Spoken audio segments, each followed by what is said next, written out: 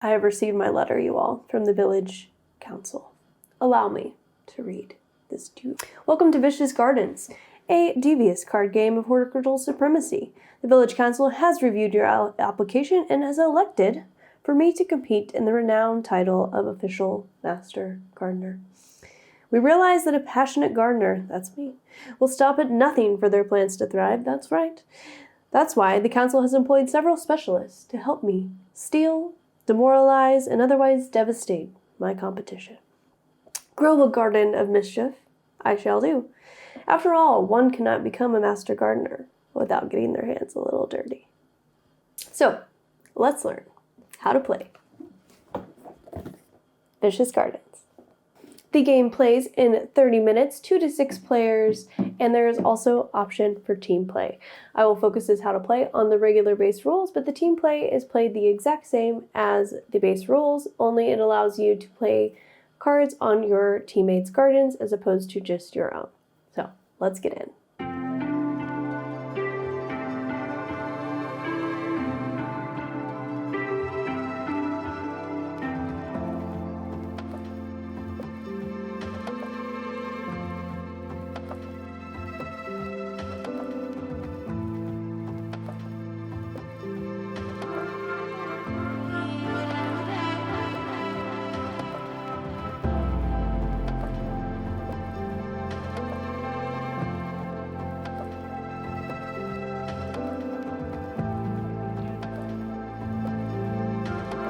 To set up the game, you will simply shuffle all of the decks. So you have your specialist deck. I've already pre-shuffled. You're welcome.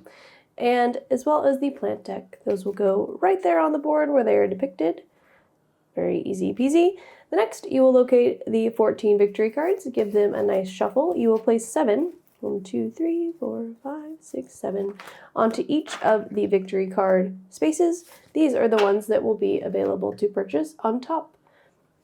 The last step is to grab each gardener 3 plants and 2 specialists to begin their starting hand.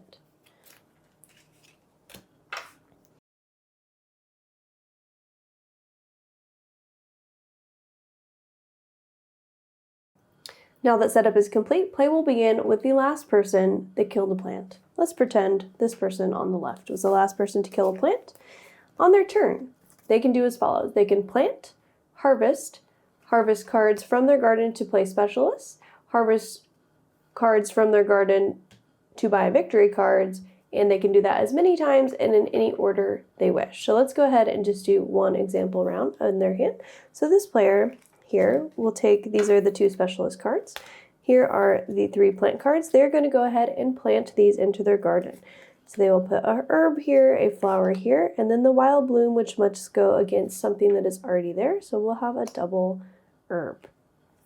Lastly, they decide they would like to protect their plot with this here pollinator, which allows it to be protected and so that other little devious gardeners cannot come take things from them. Okay.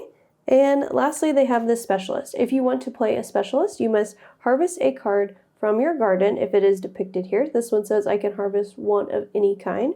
So let's say I want to play this botanist card. Currently, let's put a retired specialist here just so that I can do this example. I will pay 1 flower is what I will pick to go ahead and harvest that in order to use this specialist card. And it allows me, this botanist, to look through the retired cards and add 1 to my hand. So I will go ahead and play him in the retired pile, look through, and I decide I want this pestilence. Pestilence can be used to inhibit a plot or victory card of another player. So you can then make it where it is worth no points at the end of the game for them. At the end of your round, say that since he has not set up anything yet, I cannot go and sabotage him. So I'm going to hold this card in my hand and then I will resupply. You'll resupply at the end of the round back up to 5 cards. There is no limit or requirement on what kind of cards you need to pick up. So I could pick up all plants, all specialists, or any combination of the 2. It does not matter. I will go ahead and get 3 plants and 1 more specialist. And that will be the end of my turn, and play will go ahead and fast forward to the person on my right. I'm going to fast forward you through a few more, that way you can see what it looks like to harvest a victory card.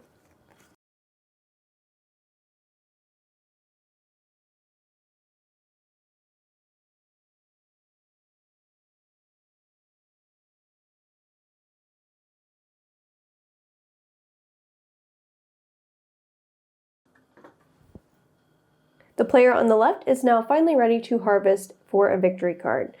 They have this specialist here, the florist, which does require 1 flower in order to purchase. So I will pay in 1 flower to the compost. Use my florist, which allows a victory card discount of 2. So I will use it on the fruit. So 1, 2, 3 for the discount, and then 3 produce. And then now I have harvested this lovely pile of manure. And love stinks, you guys. This is now mine. Immediately flip it over. And this special ability now applies to me. And so I will go ahead and set this down. This victory card is also worth 8 points at the end of the game. I will go ahead, and then at the end of my round, I don't have anything, so I'll continue to go and refill. And play will then proceed back and forth until one gardener is able to achieve 3 victory cards themselves. As soon as they do, that triggers the end of the season where they will go ahead and finish their turn, and then each gardener gets 1 additional turn to take, and then we will go ahead and proceed to final scoring. So let's do that together, shall we?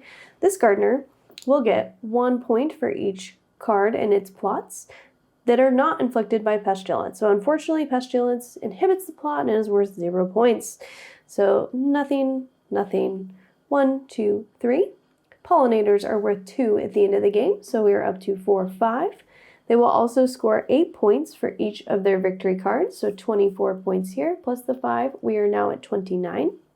In addition, any kind of victory points that are depicted here, so this one gets plus 1 more for flower, so 29, 30, 31, 32, 33, 34, nothing for that one. And then lastly, since this player triggered off the end of the season, they will get 1 point for each player in the game. So 35, 36, ending at 36 points. The gardener over here on the right has 1 point for this flower.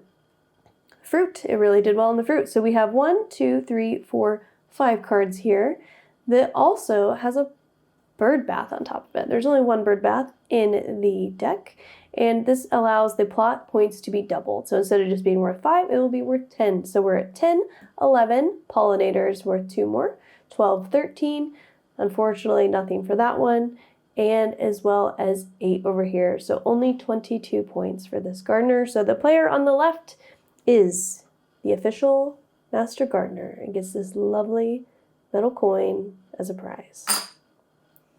So that, you all, is how you play Vicious Gardens. It is delightfully devious, and I highly recommend you checking it out. We have playthroughs as well as this how to play, and link to the Kickstarter will be down below. So let me know if you guys have any questions, and with that, thank you oh so much for hanging out, and I'll see you next time.